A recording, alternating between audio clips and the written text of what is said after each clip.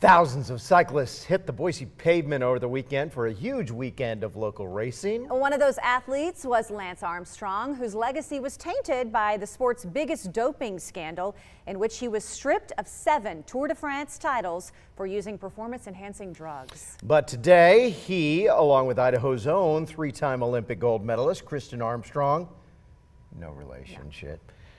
We always have to say that contractually. I think we have to say that. They rode an 80-mile trek across the Treasure Valley. Our Gretchen Parsons caught up with both of them and joins us now with more. Well, both athletes, along with dozens of other cyclists, participated in the Grand Fondo Hincapi. It's a 15, 50, and 80-mile bike ride. The Grand Fondo has been hosted in hundreds of cities across the country, but today was the first time the ride came to Boise. And I'm told hosting a ride like this really puts Boise on the map as a cycling community. It was tough. I mean, it was tough. The gravel roads they're tough, and this time of year. It was brutal out there today because obviously we all know locally that the heat waves just come in.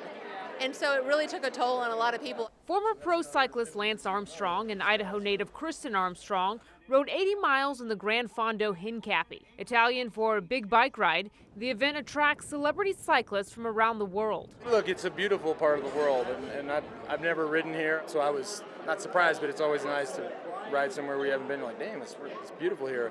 Sunday was the first time the Grand Fondo was held in the City of Trees. Both Kristen and Lance say an event like this is a big boost for Boise's large cycling community. Whenever we can attract any caliber of rider here to Boise, such as today, I think it's amazing for our city. I think it's amazing for our state. It helps to have events where people can sort of focus on and train for and get motivated for. Without that, you just kind of outride it. After the trek, riders celebrated at 10 Barrel in downtown Boise to be part of Lance Armstrong's live broadcast of The Move. It's basically a Tour de France commentary show on a daily basis, and we take just a really unfiltered, raw, honest approach to what we think about it, is what's going on in the race. A reoccurring debate that came up on Armstrong's podcast, how to pronounce Boise. Whoa, like, this is a serious thing in Boise.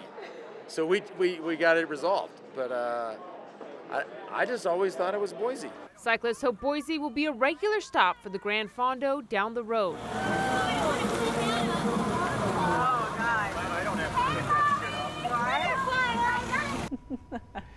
Well, Kristen said today was the first time that she had pinned a number on since the Olympics in Rio. Oh, that's cool. Yeah. Lance seemed to have a little trouble with the whole Boise thing. He did. I think he finally got it, and he knows it's Boise now, not Boise. But it was a big debate on his podcast. Yeah. I fall into that sometimes, I'll admit. It's not Austin, it's Austin. That's right. It's like Boise.